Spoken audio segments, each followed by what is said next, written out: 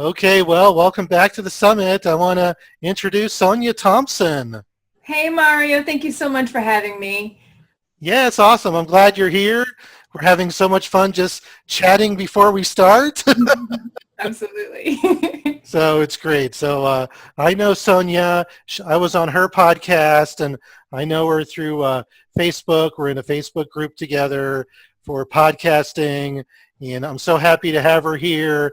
So why don't you just say a little bit about what you do? You've got your Try Business School, and you're an entrepreneur. Is that right? It is. So I'm the founder of Try Business School, where I teach entrepreneurs and aspiring entrepreneurs how to build their dream business step by step. So specifically, the things that I cover include the mindset of an entrepreneur, strategy, marketing, and customer delight. That's cool. That's cool. And then you're kind of a international person. So we've been emailing. You were in Brazil. Is that right? I was in Buenos Aires in Argentina for a Oh, little bit Argentina. over 3 months. So yeah, I think this year I've spent 5 months in South America. Brazil was one of the countries that I was in. So yeah, it's one of the great things about being an entrepreneur, specifically the type of business that I run, where I've got the flexibility to run it from anywhere in the world. So as long as I have a good internet connection, so I try to take advantage of that. So where are you today? Because I couldn't keep track. I am back in Florida. It's not quite sunny Florida today, but I'm in Florida. Okay, My awesome. home base, yeah. Well, that's great. So like we talked about before, you're just going to give 3 tips on how to help a realtor with their business. You go through those 3 tips. At the end, I do have a bonus question. I'll ask Okay. you. So kind of very easy. So Okay. I like bonus questions. I know you All do. right. So you go ahead then. All right. So my 3 tips, they all start with the letter D. So the first one is all about delight. Specifically delighting your customers. So as a realtor, a big part of your business comes through referrals. And a great way to get people to refer you and to want to be your customer whenever it comes time for them to sell their house, to buy a new house, whatever types of transitions they may be making in their life. You want them to be able to come back to you. So you want to make sure that you're getting the most out of all the work that you put in with each individual client that you have. And a way to do that is to treat them so well that they cannot help themselves but to say and tell all their friends, oh, I just had this great realtor. I had this fabulous experience with him. And you've got to work with him, whether it is, no matter whether you're selling your house, buying your house, whatever it is, you've got to work with this person. And to do that, there's really 5 key areas that you need to do. And you can do different aspects, different tactics in one of the 5 areas or more. The more, the better. But specifically, you can build a relationship, which I know is a really important part of being a realtor, is building that relationship with your clients. So that's kind of something I think that's a baseline. You've got to have that connection, because studies show that whenever people have a emotional connection with you, they're much more likely to be loyal to you whenever it goes beyond that transaction. So the first one is to build a relationship. The second thing that you can do to delight them is to add value to them. Specifically, you want to make life better. So whether that's helping them with all phases of the buying and the selling process, maybe it's giving them referrals on a contractor, maybe it's helping them stage their house. There's all different types of things that you can do to add value to specifically solve the problem that they're coming to you for, as well as problems that they're going to have that are part of the process but may not be a part of what you do on a day-to-day basis. The third thing is to reward them for being your customer. You want to make sure that they have some incentive to come to you. I know a lot of realtors do things like they'll give gifts whenever houses are bought or sold. That's a way that you can reward them. But since so many people are doing that, you might think of other, cute little ways to say thank you and to keep your customers feeling like you're always thinking of them and that they get special benefits as a result of working with you. The last thing is, the fourth thing, is to be awesome, do awesome. And that is to really just create an experience for them that's like none other. And a lot of aspects of being a realtor are things that you can't necessarily change. There's a lot of paperwork, there's a lot of forms and things like that. And sometimes we just say, all right, this is what we've got to do. We can't really change it that much. But you can be creative and switch things up a little bit and figure out how to even make some mundane processes and some mundane activities really a fun event. And I'll give you an example. At the W Hotel in Westwood in Los Angeles is like my favorite hotel. And one of the reasons why it's my favorite hotel is they thought of everything when it comes to delight and to jazzing up the experience. So specifically, in this particular hotel, the elevator is the experience that kind of went over the top for me. Whenever you get in that elevator in that hotel, they have cameras in the elevator that snap photos of you as you're going up the floor. And then they showcase your photos on the side. So every time I get in the elevator, I'm striking a pose, striking 3 poses, 5 poses. I'm having my own personal photo shoot. And something as mundane and boring. I mean, how many elevators have you been in your life, Mario? Yeah, quite a few. Quite a few, but I remember that elevator, and I don't know that I remember anyone else.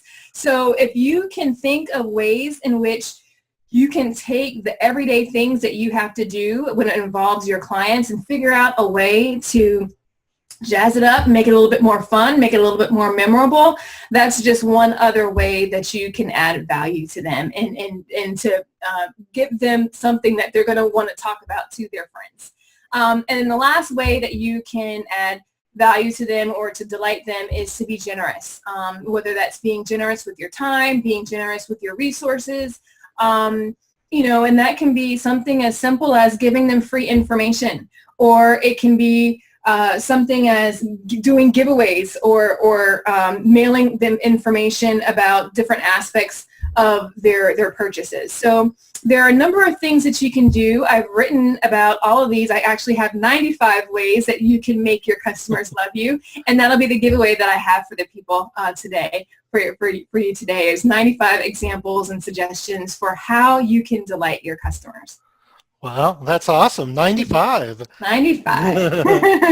Yeah, I mean, I like that. I think that's good. I mean, you hit on a couple really key points for us as realtors, and I like the experience thing. Like you said, make the mundane kind of something special. I have to get the name of that hotel for my daughters because I think they'll like to go to that hotel. Absolutely.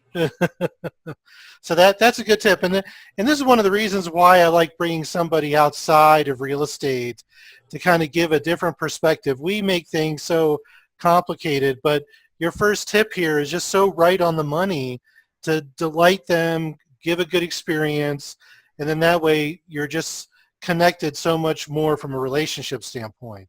Absolutely. Absolutely. And like you said, the relationship is the foundation of it. And if you can really extend that in a way that's deeper by doing different things that just sort of wow them, all the more better for you. Okay, great. All right. Well, ready to go to your next tip. All right. The second D, the second tip is differentiation. And this is something I'm sure everyone has heard before. And it's really about how to be a purple cow. This is one of my favorite books by Seth Godin. But especially in the field of real estate, there are a lot of realtors, and there are a lot of realtors in specific geographic locations. So when it comes to getting people to want to sign up for you, because Delight is all about loving the customers that you already have, this is about making sure that you stand out enough to attract the people that you want. You want to give them the reason to want to come and work with you. So a lot of different ways, the general ways, if you think through classic marketing, classic business management and strategy, the ways in which they'll say that you can differentiate yourself, there's one which is on price, which we're going to take off the table for you as realtors. But the other two ways can be around focus, where you focus on a very specific small group. So maybe that's a geographic area. You become the expert within one zip code, or you become the expert within one town, one neighborhood. Or it can be that you are the person who is so super unique that no one can come even close to you because you just go above and beyond in one particular area, and it's something that people really value, and they'll flock to you because of it. So maybe you are a specialist in being able to sell houses, and you're able to sell houses. You figured out the formula to be able to sell them super quick, and sell them super quick, and you're able to consistently get over the asking price. Or maybe you are the person who is able to really take your time with first-time home buyers and get them what it is that they're looking for. You can be patient with them. You can get their expectations in the right place. Or maybe your specialty is helping retirees and people who are looking to downsize go from a big house out in the suburbs and helping them relocate and get to a place in a city as they're trying to transition in a new area of their life. There are all kinds of different ways that you can differentiate yourself, whether that's focusing on a particular area or by or a particular customer group, or by doing something that is so specialized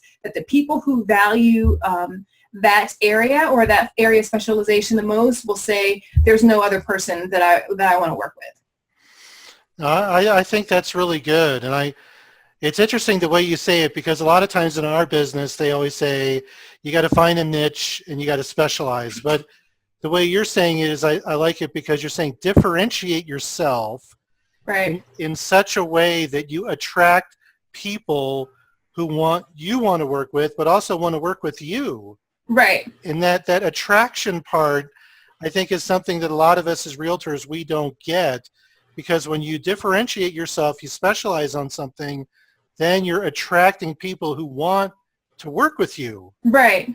And because there are so many realtors, you don't want to end up being in a position where you're always having to go out and chase customers and say, here's why you should work with me. You want to flip it and be so specialized in what you do in that specific area of focus that's unique to you, that people come to you and say, I want to work with you. That's what you want to flip it and make sure that you are just so unique. You are the only one who can serve your customers in this manner. And because of that, no other person, no other realtor will do. That's the kind of the positioning that you want to set yourself up for. No, that's really good. I like that. And then just to follow up, like what you're saying, when they come to you and they want to work with you, your percentages for attracting and getting those people as real clients is very high. Absolutely. And because they want to work with you, it'll be easier to serve them over time. And then going back to the original point, the first tip for delight, whenever they already are sold on you and want to work with you, it becomes a little easier to delight them, and they'll do more, and they'll help you out more with referring you to their friends as well. Okay, awesome. That's a good tip. All right. And the third tip, the third D, is to do something big. Now, I was talking to a client of mine a little while ago, and I was asking him, what is it that you want to accomplish next year? What are your goals? And basically his response was he wanted to do the same thing that, he's like, he would be happy if he was just able to accomplish the same thing that he did this year.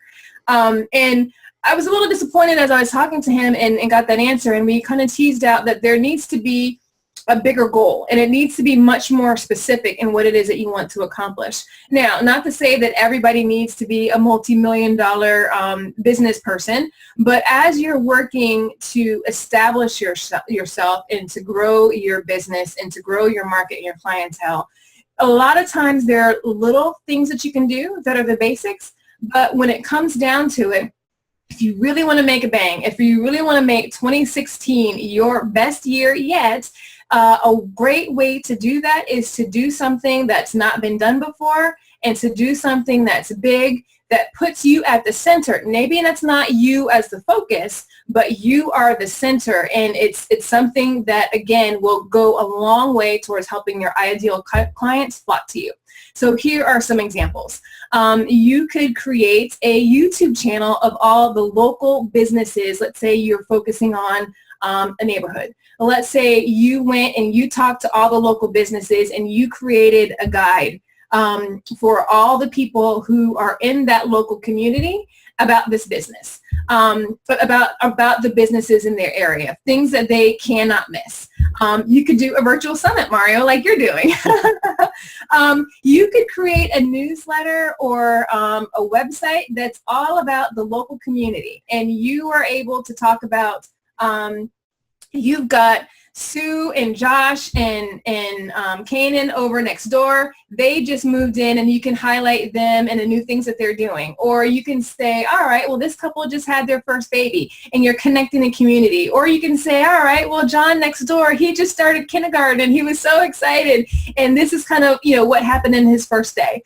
If you're that's another example of how you're able to chronicle what's happening in your community, and it puts the focus on the people around you, but you're at the center of it. So of course, everyone will know their friendly neighborhood realtor Mario, because Mario is the one who puts out this newsletter every month that features all of our friends. So whenever it comes time to sell their house, they know Mario has this expertise. There's a ton of different things that you can do. These are to think big, or to really expand yourself beyond the realty space in a way that connects you to your audience. Maybe you host a charity event or a talent show, or something that brings people together and that organizes people in a way that gets them to know, like, and trust you, and see you as a valued member of their community, of their world. So they have no other choice but to work with you when it comes time to solve their specific realty challenge. So do something big. Be creative. Don't let any idea hold you back, because there are no limits. So you can do whatever you want to find a way to add value to your customers and to delight them, and to make yourself stand out from all the other people out there who are just focusing on their day-to-day realty activities.